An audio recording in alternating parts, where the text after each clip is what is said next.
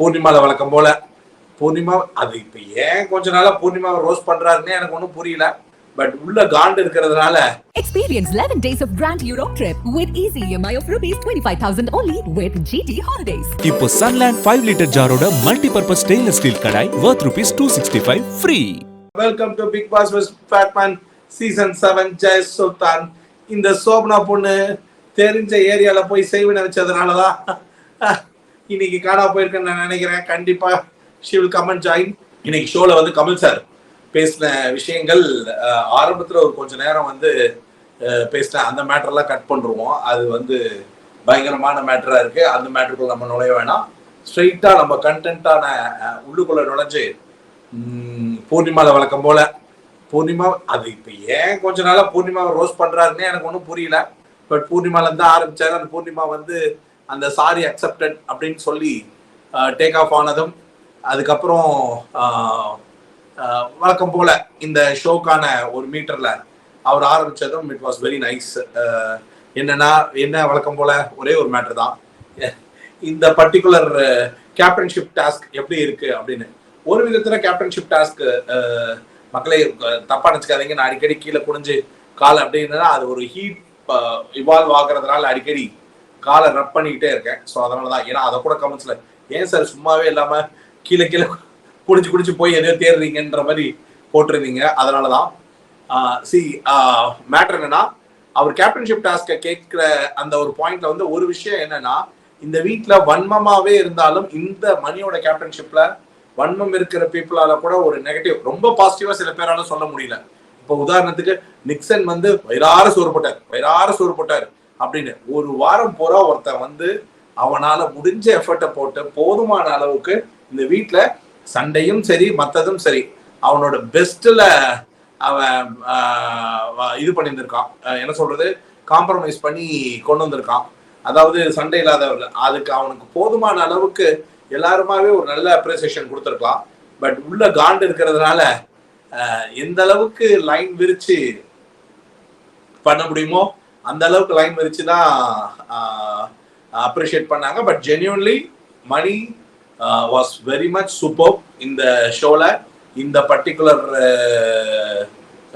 இதுல வந்து ஜென்யூனாவே அவன் வந்து நல்ல எஃபர்ட் எடுத்து கேப்டன்ஷிப்ல எல்லாரையும் முடிந்த அளவுக்கு அரவணைத்து பெரிய சண்டைகள் எதுவும் வரவிடாம அண்ட் மோர் ஓவர் டாஸ்க்கு ஒரு பாண்டிங் அடி வாங்கின அடிக்கு ஒரு பாசிட்டிவிட்டியை கன்வெர்ட் பண்ணியே ஆகணும்னு எல்லாருக்குள்ளேயும் இருந்த ஃபயரும் எல்லாம் ஒரே நேரத்துல சிங்க் ஆச்சு. அது ஒரு அதுக்குதான் அந்த ஒரு எண்ணம் வேணும்ன்றது கரெக்டா இவனோட டைம் அதுக்கு கரெக்டா மேட்ச் ஆனதுல இட் ரியலி ஹெல்ப் அண்ட் உண்மையிலே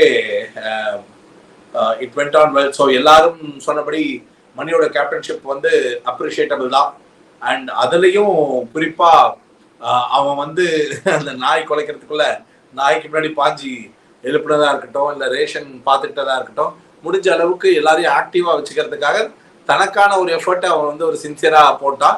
அதுல எனக்கு புரிஞ்சது என்னன்னா எனக்கு ஒரு வாய்ப்பு கிடைச்சா நான் ஒன்று பண்ணுவேன் அப்படின்னு நினைக்கக்கூடிய இடத்துல அந்த வாய்ப்பை பயன்படுத்திக்கிற ஒரு தன்மை தான் ரொம்ப முக்கியம். அதை வந்து எனக்கு தெரிஞ்ச மணி பெர்ஃபெக்டா பண்ணாருன்னு நான் நினைக்கிறேன். ஏன்னா இந்த சீசன்லயே வந்து மணி என்ன பண்றாரு அப்படின்னு கேட்கும் போதெல்லாம் ரவினோட இருக்காரு அப்படின்னு பேசிட்டு இருக்கும் போது மணியால் ஆனா ஒண்ணு இதுலயும் ரவினோட பங்களிப்பு ஜாஸ்தி.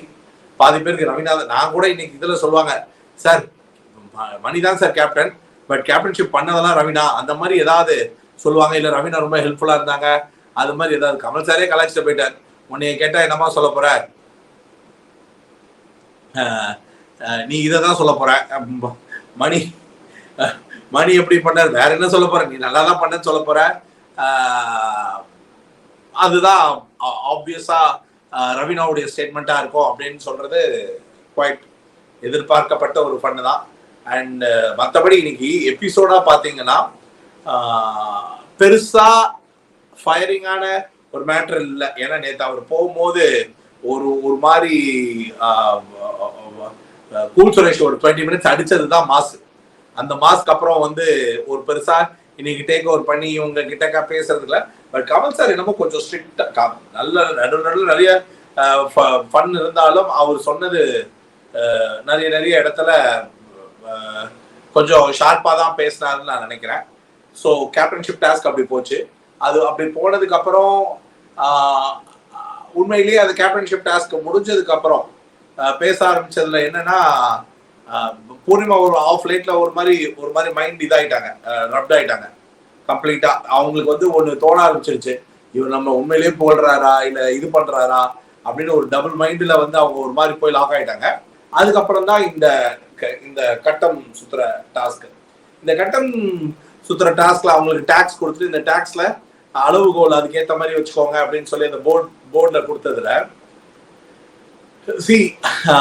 இதுல எல்லாருக்கும் ஒரு செல்ஃப் இவாலுவேஷன், அதை இன்னொருத்தங்க ரிவ்யூ பண்ற இவாலுவேஷன், இது ரெண்டுமே வந்து வச்சது வந்து ஒரு நல்ல, ஆக்சுவலா சொல்லணும்னா அது ஒரு நல்ல பாயிண்ட். செல்ஃப் இவாலுவேஷன் அப்படின்னும் போது செல்ஃப் இவாலுவேஷனுடைய பாயிண்டே நான் எப்படி பாக்குறேன்னு சொல்றேன் கேளுங்க. அதாவது இந்த கேமை நம்ம வந்து விளையாண்டுட்டு இருப்போம், நமக்குள்ள ஒரு பெர்செப்ஷன் இருக்கும், இந்த கேமை வந்து நாம் விளையாடுறதா சரி, அதுல நமக்கு இவ்வளவு இப்ப நமக்கு கொடுக்கப்பட்ட சாய்ஸ்ல இருந்து நமக்கு இது இவ்வளவு இருக்கு அப்படின்னு நினைச்சு, ஸோ எல்லாருக்குமே ஒரு ஒரு காமனான ஒரு பாயிண்டை இவாலுவேட் பண்ணிக்கிற இடமா நான் இந்த இடத்துல பாக்குறேன்னா, எவ்வளவு அன்பு, அந்த அன்பை வந்து எப்படி புரிஞ்சுக்கிறாங்க சில பேர். இல்லை இங்க ரொம்ப அன்பு காமிச்சா எமோஷனலா இருந்தா இந்த கேமை பாதிக்குமோ அப்படின்னு நான் அதை காட்டுறது இல்லை. எனக்குள்ள ஒரு திறமை இருக்கு, என்கிட்ட ஒரு செயல்நலம் இருக்கு, என்கிட்ட சில வன்மம் இருக்கு, வன்மம் இருக்குன்னு ஒத்துக்கிறவங்க, இல்லாதவங்க வன்மமே காமிக்காது. இப்ப நிக்சன் வந்து வன்மம் காமிக்கல, வன்மத்தை ஒருத்தங்க எடுத்து வைக்கிறதா இருக்கட்டும். ஸோ இந்த ஒரு இடத்துல வந்து எல்லாரும் அவங்களோட ரேஷியோ ஆஃப் அண்டர்ஸ்டாண்டிங் அடுத்த பர்சனை பத்தி அது பெரிதளவு வந்து கரெக்ட், தன்னை இந்த நிலையில கரெக்ட் பண்ணிக்கிறதுக்கு இந்த பர்டிகுலர் டாஸ்க் ஒரு பெரிய அளவுல நம்ம வந்து ஒரு சுயநலமா இருக்கோம்னு நினைக்கிறாங்க போல் இருக்கு. நம்ம ரொம்ப இன்னும் வன்மத்துலதான் இருக்கும். விசித்ரா மேம் சகிப்புத்தன்மையை சொன்ன உடனே குபீர்னு சகிப்புத்தன்மை உங்களுக்கா அப்படின்னு வாய் விட்டு மாயா சிரிக்கிறது. அவரு ஒண்ணு போட்டு கொடுத்துட்டு தான் இருக்காரு, பட் வாய் விட்டு மாயா சொல்ற அந்த ஒரு ஃபேக்ட் தான் உண்மை. என்னன்னா அவங்களுக்கு ஒரு சகிப்புத்தன்மை இருக்கு அப்படின்னா அதோடைய புரிதல் எப்படி நமக்கு இருக்கணும், இல்ல அவங்க சொல்ல ட்ரை பண்றது இதுதான்.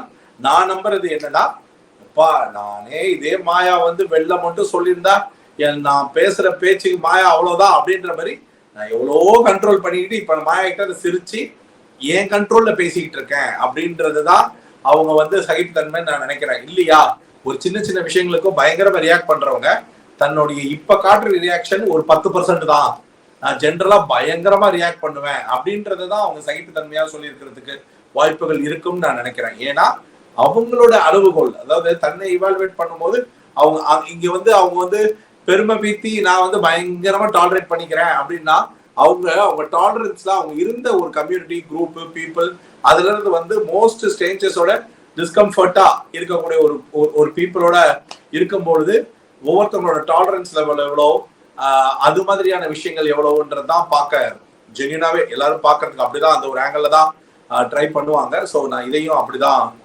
பாக்குறேன். ஸோ அந்த மாதிரி விதத்துல மாயா சொல்லும் பொழுது எனக்கு மாயாவோட பாயிண்ட்ஸ்ல என்ன ஐ மீன் என்னன்னா, தன்னை இவாலுவேட் பண்ணதுல திறமை இருக்கு.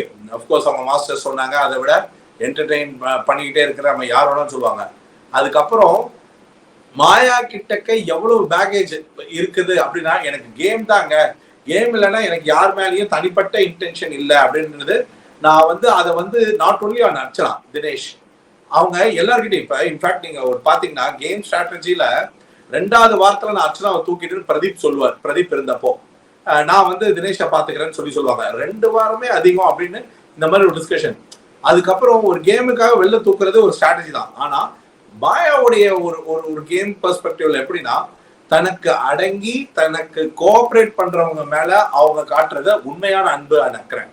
அதுல ரொம்ப தனக்காக லைன்ல போனவங்க தான் பூர்ணிமா. மற்றவங்க எல்லாம் கூட ஒரு லைன்ல, இன்ஃபேக்ட் ஒரு பீரியட்ல அவங்க நிக்சரை காலி பண்ணணும்னு தான் நினைச்சாங்க, ஒரு பீரியட்ல அவங்க மணியை காலி பண்ணணும்னு நினைக்கிறாங்க, ஒரு பீரியட்ல இவங்க விக்ரம் வந்து ஆல்வேஸ் அவங்க வந்து ஒரு ஸ்லெஜிங் ஒரு ஜோக்கர் பாயிண்டா தான் ஹோல்ட் பண்ணணும்னு நினைச்சாங்க. இப்படி எல்லாரும் ஒரு பாயிண்ட் இருக்கும் போது கேமுக்காக அப்படின்னு சொல்ற அந்த ஒரு விஷயத்துல அதே கேமுக்காக யாராச்சும் ஆப்போசிட்ல பண்ணா அதை எடுத்துக்கிற பொறுமை எல்லாம் கிடையாது, டாலரன்ஸ் எல்லாம் அவங்களுக்கு கிடையவே கிடையாது, அக்செப்டன்ஸ் கிடையவே கிடையாது. there are many places. இப்போ ஒரு தடவை ஒரு அது ஆக்சுவலா வைரலா கூட போச்சு அந்த ஷார்ட்ஸ். அதாவது பூர்ணிமா வந்து மாயா வந்து பேசும்போது விசித்ரா மேம் வந்து மாயா ரொம்ப ஆடாத உட்காரு அப்படின்னு you can't talk to me like that அப்படின்னு சொல்லி ரியாக்ட் பண்ணி ஒரு விஷயம் இருக்கு பாத்தீங்களா. இதையே மாயா பண்ணும்போது ஒருத்தவங்க பண்ணாங்கன்னா நான் அப்படித்தான் பண்ணுவேன், விரலை இப்படிதான் காமிப்பேன் அப்படின்றது. அதெல்லாம் நான் பாக்குறது எப்படின்னா அந்த ஒரு ஏஜ்கான டெண்டர் அண்ட் அந்த பிஹேவியரல் ஆட்டிடியூட் தான். பட் விசித்ரா மேம் அப்போ இந்த பொண்ணு இவ்வளவு பண்ணும்போது விசித்ரா மேம் அவ்வளவு பண்றது தப்பு இல்லைன்னு தான் என்னுடைய பாயிண்ட். ஏன்னா இந்த கேம் அந்த வீட்டுக்குள்ள ஒரு ப்ரோவோக்கிங்னஸ் கண்டிப்பா தூண்ட கூடும். அது வந்து நியாயமான ஃபேரான ஒரு பாயிண்டா தான் நான் பாக்குறேன். அப்படி பார்க்கும்போது விசித்ரா இன்னைக்கு எடுத்து வச்ச பாயிண்ட்ஸ் வந்து என்னைய பொறுத்த வரைக்கும் அவங்க எப்படி நான் எனக்கே வந்து அவங்களுடைய பல செயல்கள்ல வந்து விருப்பம் இல்லை. தினேஷ் ஐ மீன் கூல் சுரேஷ் தினேஷ் மேட்டர் மட்டும் இல்லை, அந்த வீட்டுக்குள்ள ஓவராலாவே அவங்களோட பிஹேவியர்ல பல இடத்துல வந்து எனக்கு கான்ஃபிளிக்ட் ஆஃப் ஹர் பிஹேவியர் இருந்தாலும் அவங்களோட அந்த பிஹேவியருக்கான ஒப்பீனியன் இருந்தாலும் அவங்க இந்த ஏஜ்ல இந்த வீக்ல இந்த லெவல்ல அவங்க இப்போ ஒரு பாயிண்ட் சொல்றாங்க, ஐட்டம்கள் அந்த மாதிரி ஒரு டான்சர் அந்த இதுல இருந்து என் கிராஃபை மாத்தி ஒண்ணு வாங்கணும். இன்னைக்கு அதை வந்து ரொம்ப ஸ்ட்ராங்கா நான் வந்து இதை ஒரு பீரியட வந்து மும்தாஜ் கிட்ட எதிர்பார்த்தேன். ஒரு சீசன்ல மும்தாஜால கூட பண்ண முடியல give up, but she is giving a very tough fight. So ஒரு நேரத்துல பாசிட்டிவா பேசணும்னு நினைச்சா விசித்ரா அந்த இடத்தோடைய பாசிட்டிவோட உச்சத்துல இருக்காங்க. அதாவது she is really giving a tough fight. But அவங்க எண்ணம் போல் தான் அந்த விக்டரிக்கான அந்த பாயிண்ட். அதுக்கு என்னைய பொறுத்த வரைக்கும் தற்போதைய எண்ணம் ஒரு ஃபேக்கா இருக்கிறதுனால அதுக்கு பெரிதளவு அந்த ஸ்பேஸ் கிடைச்சிடும்ன்ற நம்பிக்கை இல்லை எனக்கு. ஸோ அதே மாதிரி when it comes to the நிக்சனை பொறுத்த வரைக்கும் நிக்சனுடைய கேம் ஃப்ளோ கேம் அதுல வந்து உண்மையிலேயே சொல்லணும்னா அந்த பையனுக்கு உண்மையிலேயே அதிர்ஷ்டமும் இருக்கு, திறமையும் இருக்கு, முயற்சியும் இருக்கு. ஆனா எப்பவுமே அந்த முயற்சி வந்து எப்படின்னா சொல் புத்தி சுய புத்தி இது ரெண்டுத்துக்குள்ள டிராவல் ஆகுது. நிக்சனுக்கு அதுதான் பெரிய பிரச்சனை. சுய புத்தி ஜாஸ்தியா இல்லாததுனால சொல் புத்தியில கொஞ்ச நேரம் டிராவல் பண்ணி அதுல சுய புத்தியை ரொம்ப ஸ்ட்ராங்கா பேச்சு திறமை இருக்குன்றதுனால அழுத்தி பேசி கொண்டு போயெல்லாம் நினைக்கிறாரு. பட் அது எல்லா டைம்லயும் வந்து யார் இப்ப கூட ஒன்னும் இல்ல, விக்ரம் இப்ப நம்ம கடைசி ஷாட்ல பாத்துருப்போம், விக்ரம் கிட்ட வெளியில எல்லாரும் சாரி கேட்கும் பொழுது அங்கதான் அந்த வன்மம் மறுபடியும் வருது. என்னன்னா பத்தியா நாங்க 4 பேர் தான் நினைச்சோம், அங்க பத்தியா அத்தனை பேர் சொல்லிட்டு அப்படியே உட்காந்துட்டானுங்க அப்படின்னு. இதத்தான் அந்த வன்மம், இதுதான் அந்த நிக்சனுடைய பாயிண்ட். தன்னுடைய தவறுக்கு வருந்ததை விட அவங்க எல்லாம் வருத்தப்படலன்னு சொல்லி பிராண்ட் பண்றது. அதுல இன்னொரு எனக்கு ஒரு பெரிய கருத்து இருக்கு. கமல் சார் வந்து விக்ரமோடைய காக்ரோச்சுக்கு பிராண்ட் பண்றதை பத்தி பேசும்பொழுது எனக்கு இது தோணுது, மேபி உங்களுக்கு இது தோணுதான்னு தெரியல, இது என்னுடைய பெர்ஸ்பெக்டிவ்ல. அர்ச்சனா, அனன்யா, தினேஷ் இவங்கெல்லாம் உள்ள வரும்பொழுது ஒரு டேக் பண்ணாங்க, விஷம், தவக்கலை, அப்படி இப்படின்னு ஒரு விஷயம் பிராண்ட் பண்ணாங்க. இப்ப நீங்க விஷம்னு சொல்லி ஒருத்தங்களை நீங்க அனுப்பி நீங்களே வெளியில இருந்து கொண்டு வந்து ஒருத்தங்களை போட வச்சீங்கன்னா அப்ப அதுதானே பிராண்டு. தவக்கலைன்னு நீங்களே அதை வந்து ஒண்ணு போட்டீங்கன்னா அதானே பிராண்டு. ஸோ இதை வந்து நீங்க ஒண்ணு பண்ணும் போது வெளியில அப்படியே பல பேர் சொல்ல ஆரம்பிச்சாங்க, விஷம்னு சொல்ல ஆரம்பிச்சாங்கன்னா அந்த விஷம் தான் வெளில வரும். பூர்ணிமாவையும் அப்படிதான், நீங்க போட ட்ரை பண்ண எல்லாரையுமே அப்படிதான். அந்த ஒரு விஷயம் என்னைய கேட்டா உங்க சைட்ல நீங்க வந்து அதை ஃபர்ஸ்ட் தவிர்க்கலாம் அப்படின்றதுதான் பாயிண்ட். நீங்க அப்படி சொன்னீங்கன்னா பின்னாடி நீங்க வந்து இவனை அதுக்காக இவனை காக்ரோச் சொன்னதெல்லாம் கரெக்ட் எல்லாம் சொல்ல மாட்டேன். பட்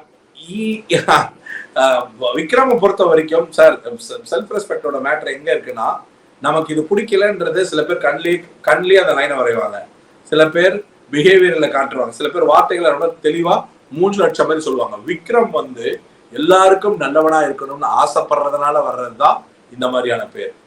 இது வந்து பேச தெரியாமலாம் கிடையாது, பேசணும்னு நினைச்சா பேசலாம், நான் ஹர்ட் ஆயிட்டேன்றத சொல்லணும்னு நினைச்சா சொல்லலாம். ஆனா ஒரு லிபர்ட்டி ஆஃப் அட்வான்டேஜ் கொடுத்துட்டோம்னா, ஒரு நீ என் மேல ஏறி சவாரி செய் அப்படின்ற அளவுக்கு நம்ம கொடுத்துட்டோம்னா அதுக்கப்புறம் அந்த சவாரி தான் பெருசா நடக்குமே தவிர நீங்க அதை கண்ட்ரோல் பண்ணி திருப்பி அவங்கள வந்து ஒழுங்குபட. இன்னைக்கு கமல் சார் சாட்டை எடுத்ததுனால எல்லா வரிசையா வந்து சாரி ஆமா கரெக்டா வெளியில எப்படி பேசுவாங்க, அது இது அப்படி அது இல்ல விஷயம். செல்ஃபா அவங்கள உணர வைக்கிறதுக்கு நான் ஹர்ட் ஆயிட்டேன்னு ஒண்ணு ஸ்ட்ரெயிட்டா சொல்லணும், இல்ல என்கிட்ட இப்படி வச்சுக்காதன்றதுக்கு ஏதாவது ஒரு பிஹேவியரை எக்ஸ்போஸ் பண்ணும். இன்னைக்கு மாயா கூட நான் உன கலாய்ப்பேன், நீ என் ஃப்ரெண்டு தான் அப்படின்னு அவங்க வந்து கமல் சார் கிட்ட எவ்வளவு சொன்னாலும் என்னுடைய செல்ஃப் ரெஸ்பெக்ட் அடி வாங்குதுன்றது ஒரு விஷயம். இதுதான் ஃப்ரெண்ட்ஷிப்குள்ள இருக்கிற ஒரு பாயிண்ட். நம்ம குரூப்ல எல்லாம் எப்பவுமே ஒருத்தர் இருப்பான், எது சொன்னாலும் சரி விட்றா அப்படின்னு அதை சொல்லிட்டு அதை கேரி ஃபார்வர்ட் பண்ணி டிராவல் பண்ணி போகக்கூடிய ஒரு ஃப்ரெண்ட் இருப்பான். அப்படிப்பட்ட ஒரு ஆள் தான் விக்ரம். அதனாலதான் இந்த ஷோல மணி வந்து சார் வந்து ஒரு கிராஃப் போட்டோடனே சார் புழுகுறான் சார், அதிர்ஷ்டம்னா இவனுக்கு 50% அப்படின்னோடனே அதை கூட ரொம்ப அழகா சொல்லியிருப்பான். Experience 11 days of Grand Europe trip with easy EMI of rupees 25,000 only with GT Holidays. இப்போ Sunland 5 லிட்டர் ஜாரோட multi purpose stainless steel kadai worth rupees 265 free.